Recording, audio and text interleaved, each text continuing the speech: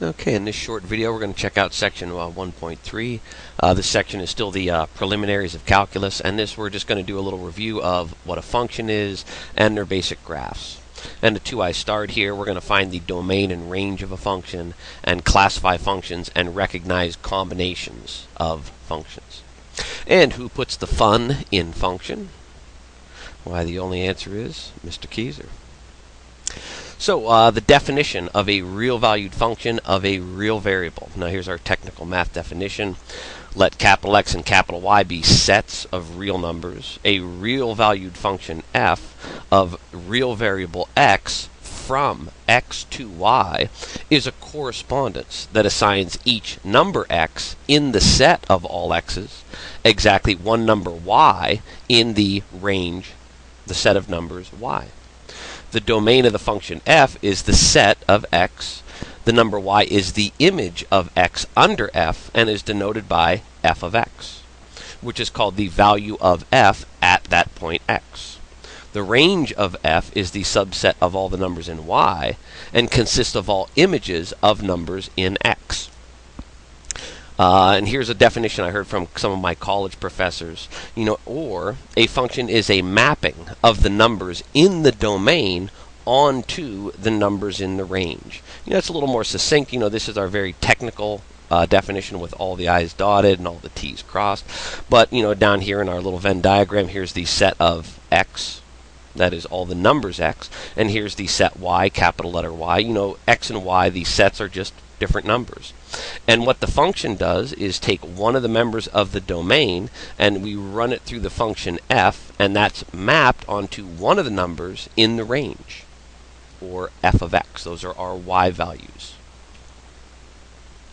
So the function just takes every number in the domain and matches it up with a number in the range, a unique number in the range.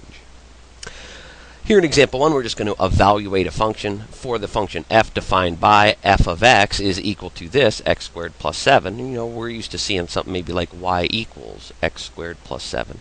But that's just our f of x notation. Whatever we put in for this x goes in here, we square it and add 7, and that's our output value, our y value or our f of x, the value of the function at that point. And they should have stuck one in here. We got a and b. Let's look at just a different one. If I come right here underneath it and I write f of 2. What is f of 2? If 2 is a member of my domain and I run it through my function, what comes out in the range? Well, I'm just going to plug in the 2 for x. So that's going to be 2 squared plus 7. 2 squared is 4. 4 plus 7, which is 11. F of 2 is equal to 11. So back to like the Venn diagram, here in the domain is the number 2, and our function f maps it over here into the range. The range would be on this side, and if we plug a 2 into our function, out pops an 11. So let's do the ones the book had here. They had f of 3a.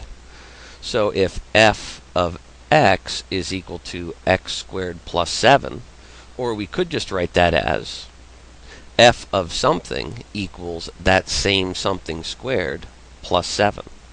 And in this case, we're not just plugging in a number, we're plugging in a number and a different variable, 3a. So f of 3a is quantity 3a squared plus 7.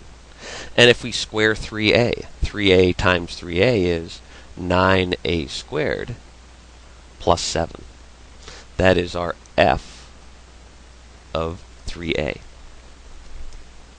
And now here we're going to plug in a binomial. And be careful here. Again, it is f of something for this function is that something squared plus 7. Make my 7 a little better there. Okay, now this time we're plugging in b minus 1. So f of b minus 1 is b minus 1 quantity squared plus 7.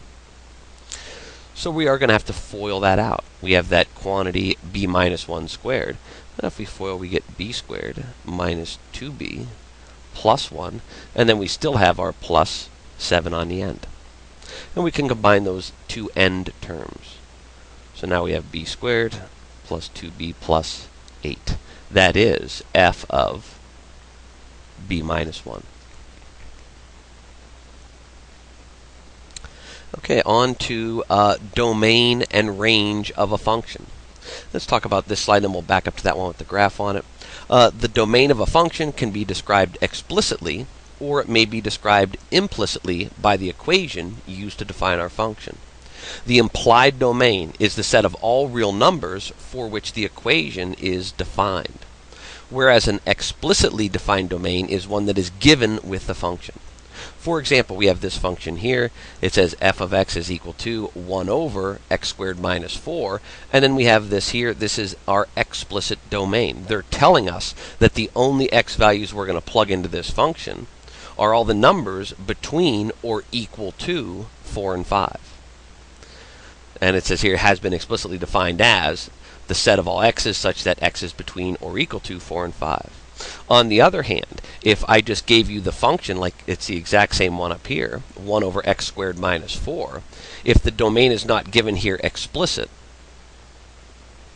this is our explicit domain. Well, here we don't have an explicit domain given, so we're going to go with the implied domain. And there's only two things to worry about. You never want negatives under radicals, and you never want to divide by 0. Here we do have a fraction. There's no radical in it. But what happens if this denominator is equal to 0? Well, we know we don't want denominators to equal 0. So if we set this denominator equal to 0, and then we get x squared equals 4, and we square root both sides, we get x equals plus or minus 2. And since the domain was not explicitly given, we know we have an implied domain, and that's any number except positive or negative 2. Because if we plug a positive or a negative 2 in here and square it, we get 4, and then 4 minus 4 is 0, and we're left with 1 divided by 0, and that's not a good thing. So, explicit or implied domains. Now, if we back up here and think about this graphically. Graphically, what is our domain and our range? Well, our x-axis, 99.9% of the time, is going to be the domain. And 99.9% of the time, the y-axis is going to be our range. And you know, for some functions, the nature of the function is going to apply the domain and the range. I hope I'm not spoiling a later example. But here is our square root function. You know, looks something like this. Starts at the origin. If we plug 0 in to the function, the square root of x, the square root of 0 is 0, so we're at the origin. If I plug in a 1, the square root of 1 is 1. If I plug in 4, the square root of 4 is 2, so that would be another point on it. When it is the square root of x, one thing we can't ever put under a radical and get a real answer is a negative. So over here, these negative numbers never go into the square root function. Therefore, the function is not going to be defined above or below a negative number, like here's negative 4. If I look above negative 4, the function isn't there. If I look way down below it, it's never there. You know, the function is undefined for the negative numbers because it's the square root function. And I did kind of spoil a little bit here of example 2. Find the domain of this function. The square root of x minus 1. Again, when you're looking at domain and range, there's two things to worry about. A negative, let me write it this way. Here is a radical, and we don't want a negative number under the radical, or 2 dividing by 0. So I'll put our little, here's our shocked faces. The world is going to blow up because we're trying to divide by 0. These are the two things you don't ever want to have happen. So if I ask you to find the domain of this function and it has a radical in it, ignore the radical sign for now. Just take what's under the radical, x minus 1. Remember, we don't want it to be equal to, we don't want it to be negative, so we want what is under the radical to be greater than or equal to 0. And then we just solve this inequality. Well, to get x alone, we're going to add 1 to both sides. X is greater than or equal to 1. So we can write our domain, and we could write it like this: x greater than or equal to 1. And what about the range of this function? The range is what comes out of a function. What comes out of functions with radicals in them? In this simple function, it's just the radical of x minus 1, the square root of x minus 1. What values will come out from under that radical, or out from that function? Well, because it's a square root, it's only going to be positive numbers. Remember, you can't take the square root of something and have it come out negative, so our range is going to be, well, we could write it like this. We could write bracket on the left, 0 to infinity, and close it with a parenthesis. Or just if we wanted to stick more to the notation we used in the for the domain here, we could say, well, here's our x. It has to be sandwiched in between a couple numbers. It has to be, oops, did I get that backwards? Yes, I do believe I want less thans in there. So 0 is less than x. You know, we want numbers greater than 0. And of course, x is going to be less than or equal to infinity. Well, I guess we couldn't have the or equal to there because you can never equal infinity. You can only approach it but never attain it. So here our domain, all x is greater than 1. And why did I use x again? I'm just messing this all up. Why didn't you stop me? These are our y values. Oops. So our range is from 0 to infinity, or all y values between 0 and infinity, restricting us to those positive values. And for part B, we got to have a trig function. It's not fun unless we're having fun with our trig functions. Find the domain of the tangent function as shown in the figure. Now, if I remembered, I took that figure out of your notes so we can have a little flashback to pre-calculus. Oops. And why would I draw such a horrible line since I have this? What is the graph of the tangent function? What does our tangent function look like? Well, remember, sine and cosine were just nice waves that started at different points, either at a peak or at the origin. Tangent was a little different. We have to remember that tangent has vertical asymptotes. So there are some spots, these dotted lines, that tangent will approach but never touch. And of course, those are going to be x values that are not in our domain. And we'll call this x sub 1. Whatever this x value is, tangent can never, we can never put that number into the tangent function. And the same here, we'll call this x sub 2. So what does the tangent function looks like? If you studied a little math over the summer, like I hope you did, remember tangent goes through the origin, and it's going to go up to the right and down to the left. And in between the asymptotes, you're going to have that same scenario. It's going to cross the x-axis in the middle, up to the right, down to the left for tangent. So what we have to figure out is, we're looking for the domain and the range. The domain is all x values on the x-axis except for where these asymptotes lie. How do we find where those lie? This is just basic, the tangent of x. What was the period of tangent? How far was it between our two asymptotes when this was just a simple tangent of 1x? Sine and cosine had a period of 2 pi. Tan and cotan have a period of pi. So if we're crossing at the origin and we have half of that on this side and half on this side, where are these first two asymptotes going to lie? Well, at a half pi. So here at pi over 2 and here at negative pi over 2, we have our first asymptotes. And then the period between asymptotes is 1 pi. So if this is half pi, what's our next asymptote? Well, 1/2 pi plus 1 pi is 1.5 pi, or 3/2 pi. And this over here would be negative 3/2 pi. So how can we write that nice and succinctly for the domain of our function? Our function is the set of all x such that x does not equal, and how do we account for this pattern? Well, our first one is going to occur at a half pi, plus or minus, what would we put after this to show the other asymptotes how they lie in respect to this one? Well, we could add or subtract how many units? Pi radians, or pi radians to the negative side. So we're going to have something times pi, and that number is just going to use the variable n times pi. If I plug in a 2 pi or a 10 pi or a negative 50 pi, it's just a jump in one direction or another from this starting asymptote. There's other ways to write this. We could have wrote that as the negative pi over 2 plus or minus n times pi. But I think you get the idea. And here's the picture that comes from the textbook. Ooh, and we didn't do the range. Why did I erase all that? Okay, we found the domain. And I didn't close my bracket. All x is such that x does not equal this pi over 2 plus or minus some number of pi added or subtracted to it. But what's the range? What values on the y-axis can this function attain? If we just look at this first one here that goes through the origin, it goes up, up, up, approaching but never touching this vertical line at pi over 2, and it goes down this way forever, never touching but getting very close to this negative pi over 2 vertical asymptote. So what values on the y-axis do we attain? All real numbers. And you could just write range. All real numbers. Or in a lot of college books, you'll see this stand for all the real numbers, just a double line there, and we make an R out of it. That stands for all real numbers. Oops, now let's take another peek at that, the book example, or the book picture. It's just a better version of mine. And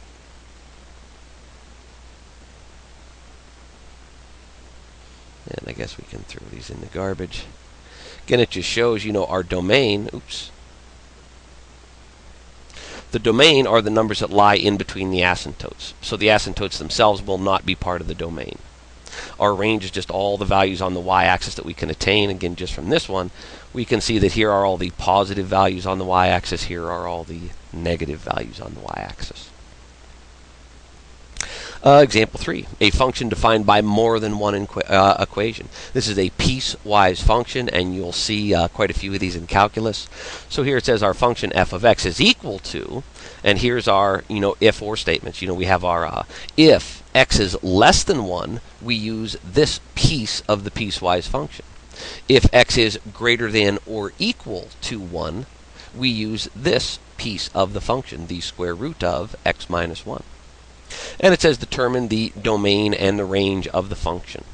And this one, we can rely a little bit more on the picture for this one, I guess. So it says find the domain and range. Well, what is our domain? That is, what values on the x-axis can we take on? Well, if we look at the picture, here's the point where we flip. Here's 1. If we're less than 1, we use this function. If we're greater than or equal to 1, we use this square root function. So here's sort of where we flip from one function to the other. For all numbers less than 1, we use this. And 1 minus x, that's just a straight line. Or I think about it this way, y equals negative x plus 1. That's a line that has a slope of negative 1. It crosses the y-axis at 1. So as we graph that piece of the function, underneath it, all these x values here to the negative side, no matter what x value we plug in, we will have our line somewhere above it. Once we get to 1, once we equal 1 and get to the numbers bigger, we flip over to this square root of x minus 1.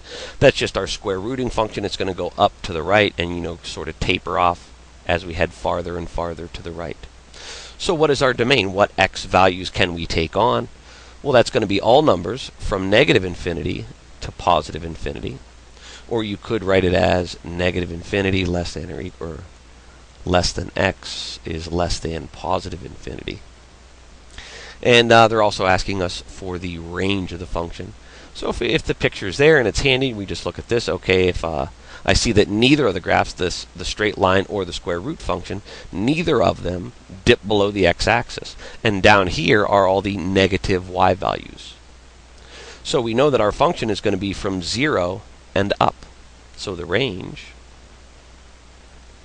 we could write as bracket 0 to infinity, or we could have 0 is less than or equal to y, which is less than positive infinity. Either of those would work. I think the book's going to rely more on this notation, bracket 0, positive infinity. Okay, let's just talk about general graphs of a function. The graph of a function, y equals f of x, consists of all point x comma f of x, or that's just another way to write x comma y, all the points on the function, where x is in the domain of the function. In the figure P25, and I don't have that up here, it says, note that x is the distance from the y-axis, f of x is the distance from the x-axis. So if I just sketch a quick xy axis here, xy, our x-coordinate is the distance from the y-axis. So if I pick this here, this is x sub 1. Another way to look at that is how far away are we from the y-axis? That will be this value, positive if we're on the right, negative if we're on the left. F of x is the distance from the x-axis. So our point here is x comma y or x comma f of x. Whatever this number here is, f of x on our y-axis, that's just how far away are we from the x-axis. A vertical line can intersect the graph of a function of x at most once. This observation provides a convenient visual test called the vertical line test, and I hope you remember that from geometry and pre-calc for our function. That is, a graph in the coordinate plane is the graph of a function f if and only if no vertical line intersects at more than one point. For example, in the figure below, you can see that the graph does not define a function, define y as a function of f, because the vertical line intersects the graph twice. Here we have sort of like a sideways opening parabola. The red dotted line is our vertical line test. We hit in two spots, so that is not a function of x. Whereas in the other two graphs, it is a function. Here we have, this trig function, looks like a sine or cosine wave going on, and if no matter where we look at that curve, we are only going to hit with a vertical line at one spot. And the same here for part C. On this edge here, we would only hit at one place. Same over here, but there is a gap in the middle of this function. Between 0 and 2, the function's not defined. But it is a function of x, because, it can hit at most once. Here it hits twice. That's not a function. Here it hit once. That's a function. Here it doesn't hit at all, and it's still going to be a function. And our basic families of function. We did talk about these quite a bit in pre-calc. I hope you remembered them over the summer. But if we have an identity function, or this would be a linear function, f of x equals x, or y equals x, or y equals 1x plus 0. That's a straight line, slope of 1, y-intercept of 0. All other straight lines are just a tweaking of this function. I can add or subtract a number here at the end. That's just going to be our new y-intercept. I could change the number in front of x into a fraction or a larger whole number, and that's just going to tilt the slope of the line. It's still going to be a linear function. If we take our x and we square it, x squared, and we now have a squaring function, or it's just going to look like a parabolic curve. If it's a positive x squared, it opens up. If that happened to be a negative x squared, it would open down. The cubic function, or third power function. Just like the parabola, it's going to start here at the origin most of the time, and it's going to go up to the right for our positive values, down to the left for our negative values. Our square root function, the very basic square root function, the square root of x, starts at the origin and goes up and over to the right, and it's sort of flattening out as we go. The square root of 1 is 1. The square root of 4 is 2. Imagine if we went all the way over there to 100. The square root of 100 would be 10. So we would be very far over there, but we wouldn't be too much higher off the y-axis. And that's our square root function. Remember, it's always in the first quadrant. It's never going to be negative if it's just that simple square root function. Absolute value, we did quite a bit of these in pre-calc also. Remember, these are going to have a sharp turn in them. It's going to be sort of a V shape. We're going to come down, we're going to hit that x-axis somewhere, and then we're going to bounce back up. Our rational function, a fractional function, a number over the variable x. As we head out this way, we're going to get very, very close to the x-axis, but never touch it. Imagine if we went all the way out to x is 1,000,000. We would have 1 over 1,000,000. Is that 0? Are we touching the x-axis? No, it's a very, very small positive fraction. And as we get closer and closer here to the y-axis, as we plug in decimals, imagine like 0.0001. If we divide that into a number like 1, we're going to get bigger and bigger numbers, approaching infinity as we get closer to the y-axis. And then we have our negative reflection in the third quadrant here for negative values of x. And then the good old sine and cosine function back from pre-calc.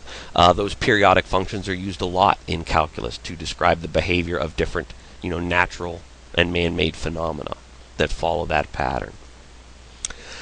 And I think this is the last thing we're going to cover here, a composite function, a function within a function. And we did touch quite a bit on this in pre-calc also. We have two functions, the f function and the g function. The functions given by f compose g of x, and another way to write it, f of g of x is called the composite of f with g. the domain of the composite function, f composed g, is the set of all x in the domain of g, such that g of x is in the domain of f. And they try to clear that up here a little bit with this sort of Venn diagram picture. Here is the domain of the g function. These are the x values that we can put into g.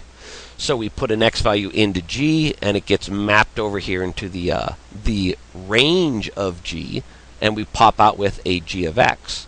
And this range of the g function also happens to be the domain of the other function f. So we take whatever g of x is, and we plug it into the f function, and we get this point over here in f of g of x, the range of that f function. And when we do the composite, it's just sort of like a shortcut. We have our composite function. We plug that same x value in. It's sort of like we jump over this g of x part and go right to this same endpoint. And you know, what do I mean by a composite function? Let's see here. X squared minus 1 is a function. The square root of x is a different function. What the composite does here is I'm just going to take this and plug it in for this x. So then the composite would be the square root of x squared minus 1. That's just a real simple example of a composite function. So find the domain and the range of each. So let's see here. We have a radical. What's under the radical, we never want to be negative.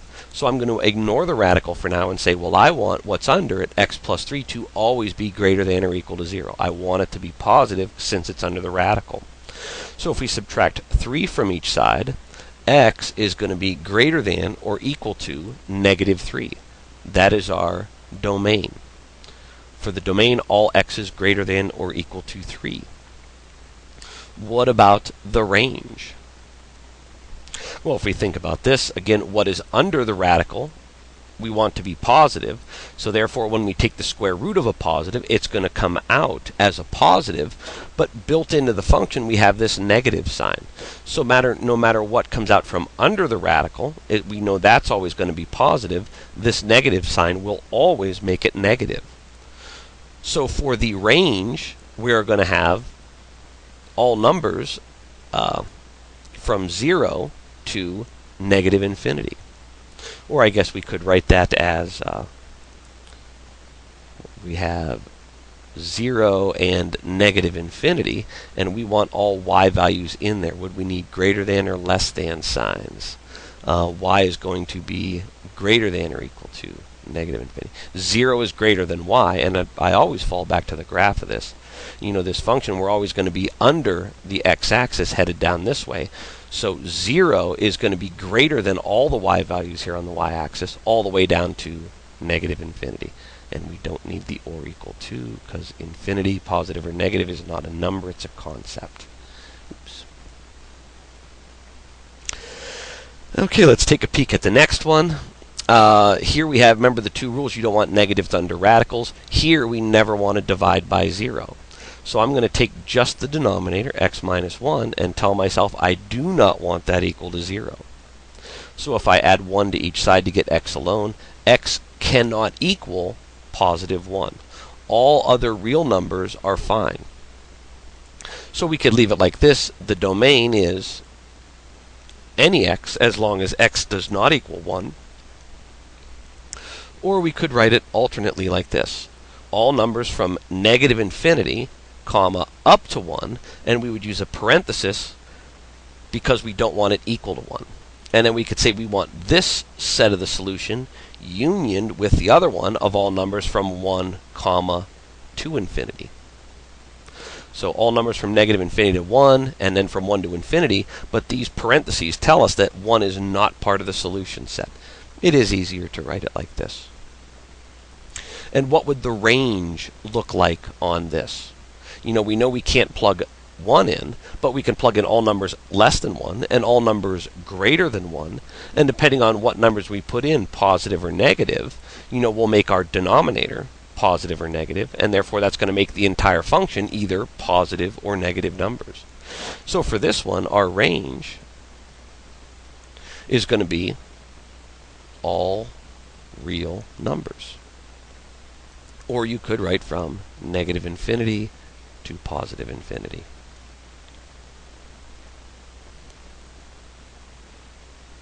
And I think we got one more to go here. Yeah, these aren't in the book, but these are some good calculator problems. You know, if you can, without the calculator, figure out the domain and range. If you have any, if you're not too sure, you know, graph it on your TI-89. You know, you just plug this right into the y editor. Y equals this. Y equals this. Y equals this. Look at the function and see if it's a little easier to figure out what that domain and range is going to be. Okay, the first one's pretty easy. We have a radical, and under it we have something going on. Remember, we want what is under that radical to always be greater than or equal to 0. So our domain, if we add 6 to both sides, x must be greater than or equal to 6. The range, again, these do start to repeat. We have a radical, you know, with nothing in front of it, no negative sign. The only thing that's going to come out from under that radical are positive numbers. So our range is going to be, I guess we could say, all y values greater than or equal to 0. When I think about this one, you know, I've been at this game for so long, I just concentrate in on this. It's a cubic function to the third power. This plus 3, or if it was a minus number, is just your y-intercept. That's going to slide you up or down. This 1/4, you know, is going to make the function grow slower, but it's still going to grow to infinity or negative infinity. At its very basic element, you know, the cubic function is going to go up to the right, down to the left. So our domain here is going to be all real numbers. All real numbers. It doesn't matter what I plug in for this x, positive or negative, I'm still going to get an answer that comes out. My range is also going to be all real numbers. You know, as I go up or down, you know, I might be growing slower or quicker and quicker, but I'm going to go all the way up here to infinity. I'm going to go all the way down here to negative infinity. Also on the x-axis, I'm going to eventually go all the way out here toward infinity and all the way to the left toward negative infinity. Remember, the things to look for are radicals. You don't want anything under a radical to be negative, and there are no radicals in this problem. And you also want to worry about a case where you might divide by 0. And here we have a fraction, but it's just a regular number, 1/4. There is no variable in our denominator that would ever give us a chance at a divide by 0 scenario. So for this number 34, it's just all real numbers.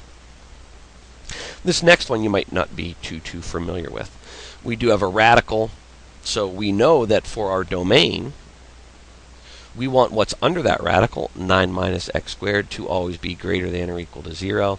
If I add x squared to both sides, I'm going to get 9 is greater than or equal to x squared.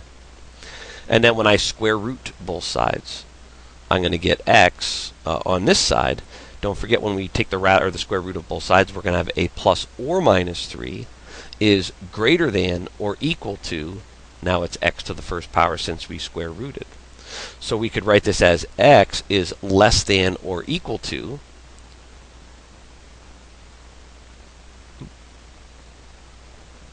hold on, let's back that up a little bit. That's not the way we really want to think about this problem. Okay, remember, we got a radical here, and what's under that radical, we always want that to be positive. You know, if we plug in, we solved that over there and got a plus or minus 3. If I plug in a plus 3, you know, if I square that, I get 9 minus 9 is 0. And if I plug in a negative 3, negative 3 squared is positive 9, and I get 9 minus 9 is 0. If we go outside the boundaries of plus or minus 3, we're going to have a negative appear under our radical. Like if we take it up to the next number, 4. 9 minus 4 squared would be 9 minus 16, or a negative number. If I plug in the negative 4 and I square it, I get the same positive 16. And 9 minus 16 again is that same negative number. So what we are here is stuck in between 3 and negative 3, because you know that the square root of that 9 is 3. So we could write this as we want to be between 3 and negative 3. So we want our x to be less than or equal to positive 3, but we want it to be greater than or equal to, or we could say negative 3 less than or equal to, our x value. We're stuck in between 3 and negative 3. And what would our range on this be? Remember, those are just the values on the y-axis. So again, we have a radical, so we know what comes out from under that radical is always positive. So our range is going to go from 0, comma, up to some number. And what's that number going to be? Well, if we take the extreme case and plug in a 0 here, 9 minus 0 squared is just 9, and we take the square root of that, the biggest we can ever get out of here is a 3, a positive 3. And again, we could write that as from 0 to 3. That's where all our range values are going to come out in between. All right, and that's the end of the section.